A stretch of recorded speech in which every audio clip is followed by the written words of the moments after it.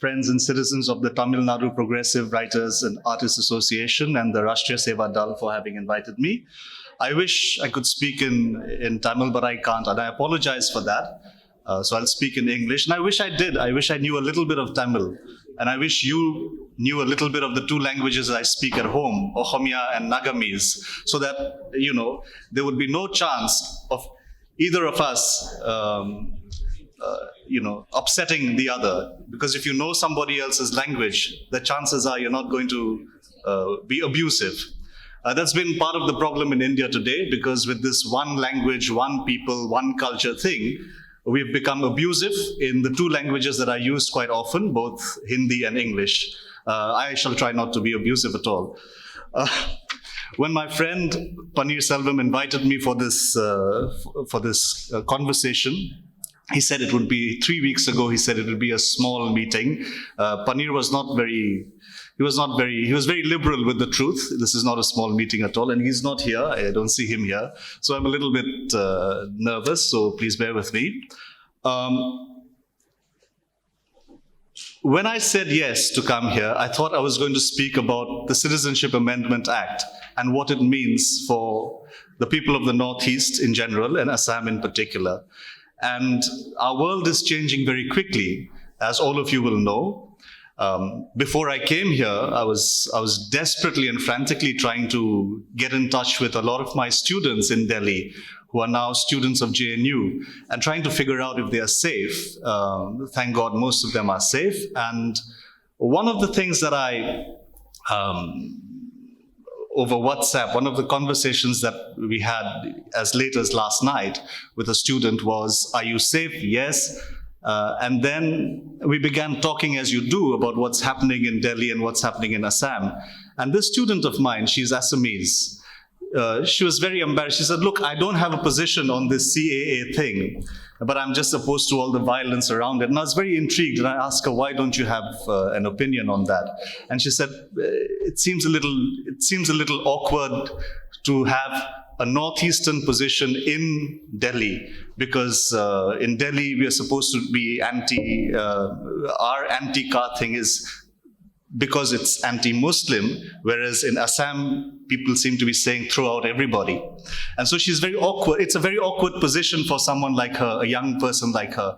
And I never quite saw it that way. And I was trying to nudge her, and I was trying to ask her, why do you feel embarrassed about the position? And I realized that she's not alone. A lot of people share her misgivings about what they perceive to be the positions that are coming out of the Northeast. So what I'm going to try and do now in this brief 10 or 15 minutes that I have is I'm going to try and lay out what the problems, why the CAA and the NRC have been accepted or rejected in the Northeast in the way that it has.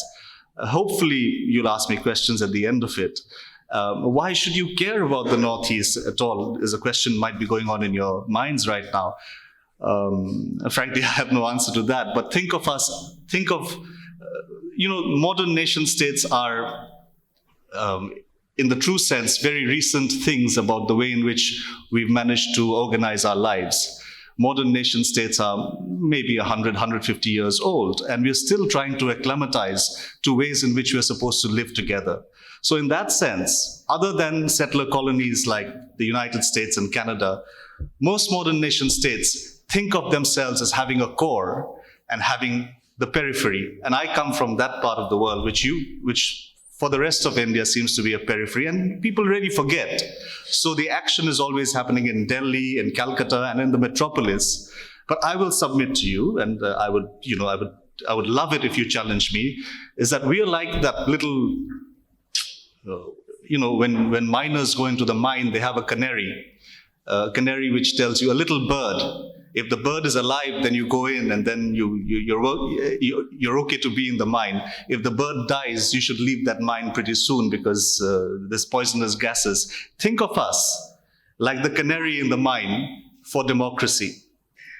Think of the peripheries of India as stuff that's been happening for a long, long time, which is now becoming more and more common in other parts of India. Coming back to the NRC and the Citizenship Amendment Act debate, It's a very confusing thing. Those of us who are from the Northeast will tell you that we may be we may be for the NRC. It has a particular context and history, but we are opposed to the Citizenship Amendment Act.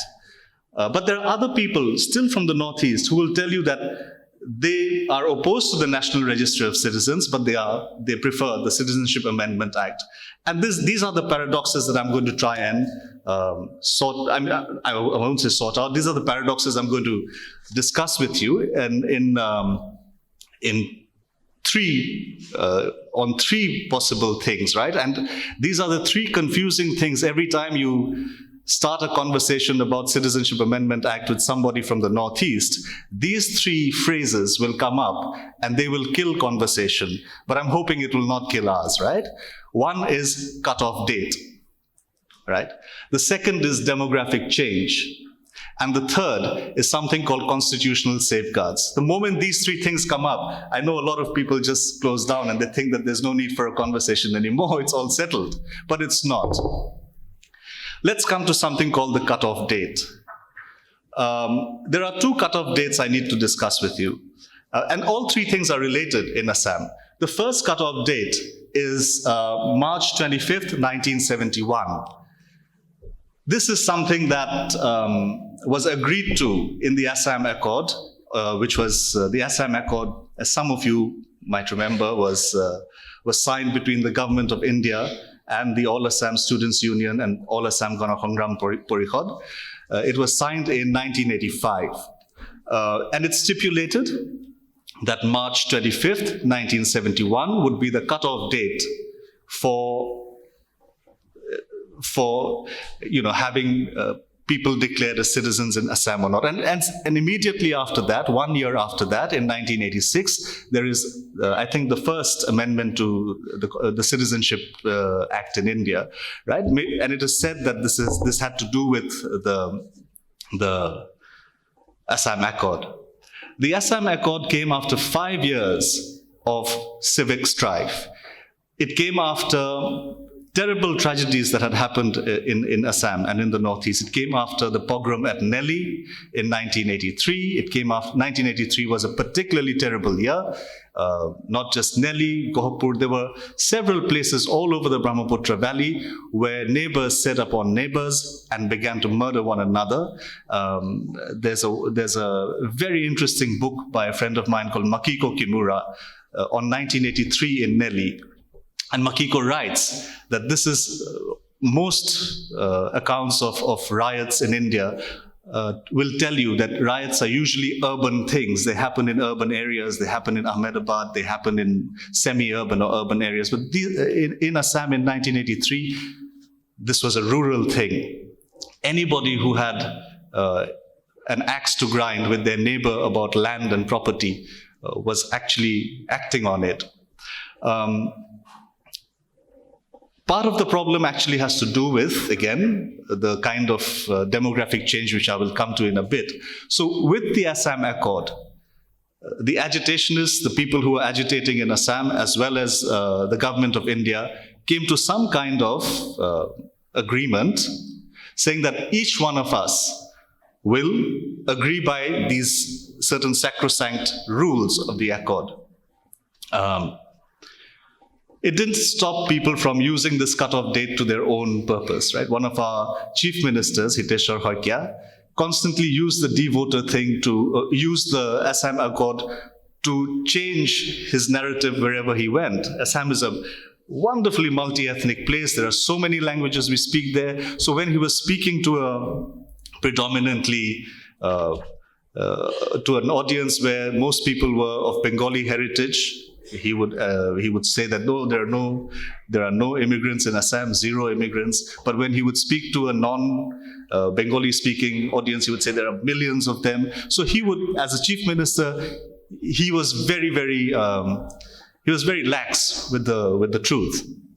The second cutoff date that I'm going to bring on board is, but you must understand, the first cutoff date, the context of the first cutoff date is our neighborhood. Right? March 25th, 1971 is approximately 2 weeks before Bangladesh formally declared itself an independent country. Bangladesh became an independent country on April 17th, 1971, right? So the idea was that anything after that will count as Bangladeshi citizens being in India. Anything before that will be, of course, you can't blame the state of Bangladesh for that.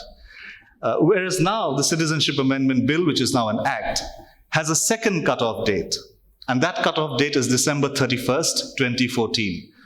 We have no idea, no context to why this date is there, right? And there's no logic for it. That brings me actually to the second issue that I said stops conversation, and that is demographic change. We tend to forget when we talk of the country that it was an empire at one time. It was part of the British Empire, and empires don't really have borders. Empires have frontiers. And true to that, Assam was part of something called the Northeastern Frontier Areas. So you had two frontier areas. One was called Northwestern Frontier Province, which is now in Pakistan, and then there was the Northeastern Frontier Province, which is now Northeast India. And it is, if you think of it, it is not northeast of Delhi. Close your eyes, think of the map of India, and if you think of where Delhi is, which is the center, northeast of Delhi is actually Himachal Pradesh, right? So we are still using a very, very colonial category. Let's not forget that. Northeast of India is northeast of Calcutta, right? It is all tied up to this wonderful gentleman called Curzon, right? Who was a very, very crafty man.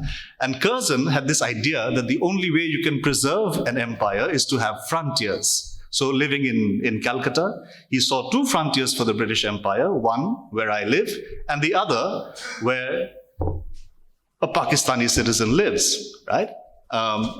So in that sense, when this empire becomes nation states, we still don't get rid of these ideas of frontiers there as well, right? And one of the problems that happens then is the problem of partition. Whereas India's western border was completely sealed off, Pakistan was there, and there was India here, Punjab was sealed off. That didn't quite happen in the East. In the East, things were much more, how should I say it? Things were much more open, right? Don't forget, we also have a border not just with Pakistan, we have a border with, I come from a very complex place. We have a border with Burma, we have a border with Tibet, with Bhutan, right? And we also have a border with Nepal. So we're surrounded by everybody else except India. So in that sense, we are left with a very, very complicated place. And one of the problems that arise with this anxiety of demographic change that people in Assam constantly talk about is what was happening during the colonial period. Most of the bureaucrats, teachers, and everybody else were Bengali-speaking people from Sylhet, right? Most of the farmers, if any of you are interested, you can read up on it, and it's a fairly interesting area of inquiry. Most of the farmers and peasants who came in the late 19th, early 20th century were from Mymensingh. Both these districts today constitute what the country of Bangladesh. But at that time, they were part of British India, right? So when there was partition, certain police thanas remained in India, and certain police thanas went to what was then East Pakistan. So it was as complicated as that. Now, the question of a demographic change is very old. As early as 1935, 1936, Assamese nationalists were arguing that we have to look at the immigration issue in Assam, right?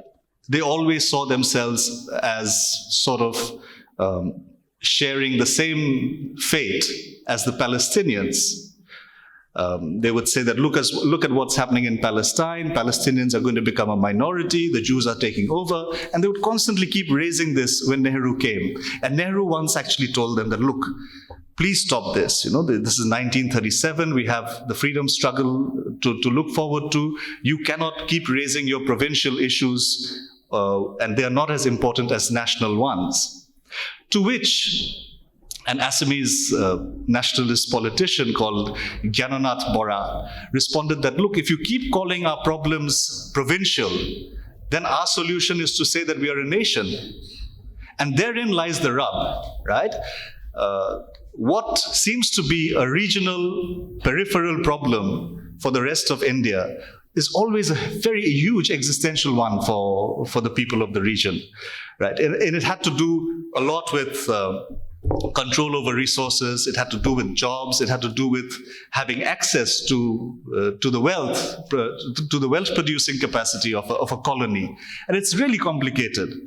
If some of you are interested about what happens subsequently in modern India, you should look up a new book written by Sanjai Barbora called Assam from Accord to Discord. She was a journalist at The Hindu and now works with The Wire. So Sangeeta's book is quite amazing. And the 1970s and 1980s are a time when these issues, which began in 1935, actually come to a head with the Assam agitation. And the outcome of the Assam agitation, as I mentioned a little while earlier, was that cutoff date, right? One of the terms that emerges in this demographic change debate in Assam is a word called Khilonjia. Khilonjia doesn't translate well in English. It's not indigenous. It's not native. It is not original inhabitant. It is not anything else. But it is an approximate of all of these terms that we can use, right? What it actually signifies is the idea of an anxiety. When you use the term Khilonjia, which is constantly being used in any debate around demographic change, you talk of an anxiety of the local people, if you like. So what is the response of the government to these anxieties of local people, the anxieties of let's say the Khilonjia people to demographic change? That this is the third part of my presentation, and this is the other conversation stopper, which is called constitutional safeguards, right? With respect to the Citizenship Amendment Act, there are two things. One was to exclude certain areas of Assam, which are now under the 6th schedule of the Indian Constitution. So let's exclude these areas, but let other areas be. And the second, we constantly hear politicians talk about, is Clause 6 of the Assam Accord, right? Am I confusing? Everybody's looking a little bit like they're trying to catch up with me, and I'm like going ahead on my horse, and my army is behind me. But please bear with me. This excluding certain areas from the CAA in Assam is a very important concession that the government is making, and that is a concession that they're making, which is not a very good one. They're acknowledging that there are certain areas, like 6 schedule areas, where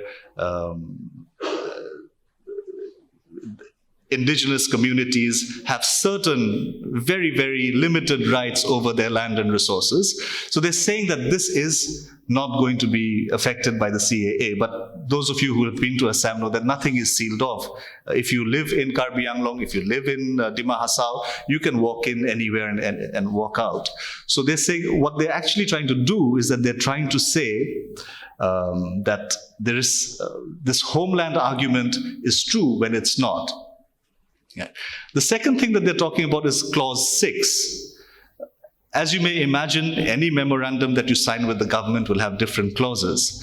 Clause 6 is quite a simple one, but it's also very complicated. It grants constitutional, legislative, and administrative safeguards to protect, promote the cultural, social, and linguistic identity and heritage of the Assamese people.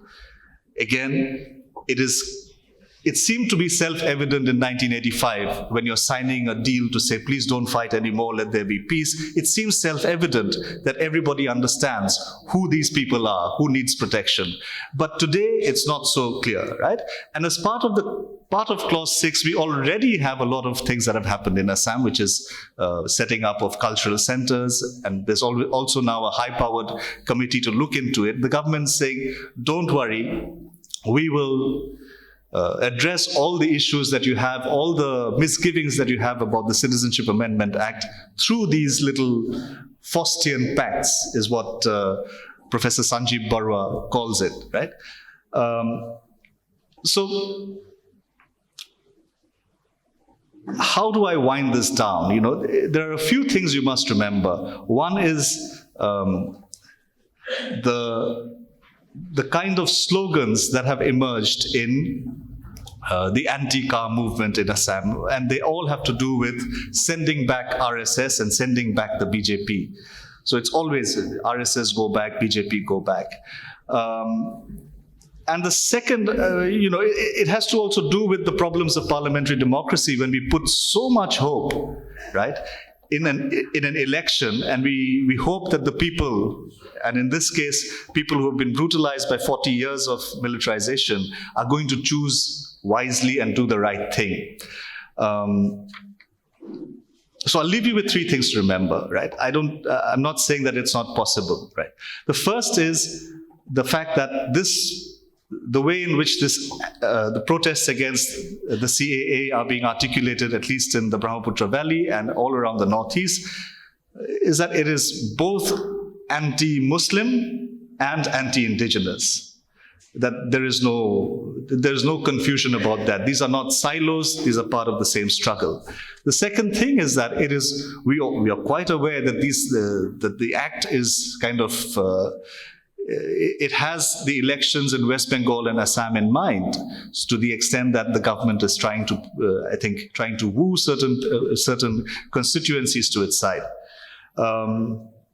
Remember, there were other amendments to the Act in 1986 and 2003, which did not quite lead to this kind of protests.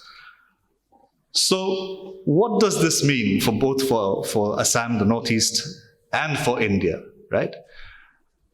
The German sociologist Max Weber made it a point to say that laws of any kind somehow crystallize the best and the worst of our society, right? So he put a huge premium on trying to understand how laws work. To that extent, my message actually last night to my student who was very confused was that this is a very, very terrible law. This is a terrible law. It actually kind of underwrites everything that's terrible about parliamentary democracy, that brute majorities can do this kind of thing. And I wanted to actually end off with a message that I sent to my student. I said, it's all right, right? We don't need to be embarrassed about our particular problem that is there in Northeast India regarding the Citizenship Amendment Act. We are not, I don't think, it's quite easy to say, oh, they're xenophobic because they want to throw everybody out. That is not the spirit in which the people are out protesting against the CAA in Northeast India. They're protesting because they're opposed to the unjustness of the act, right? And so for all of us who are opposed to an act like this, it is our duty and our task to listen to one another. And it is only by doing that, I think, that we'll be able to move forward. Thank you very much.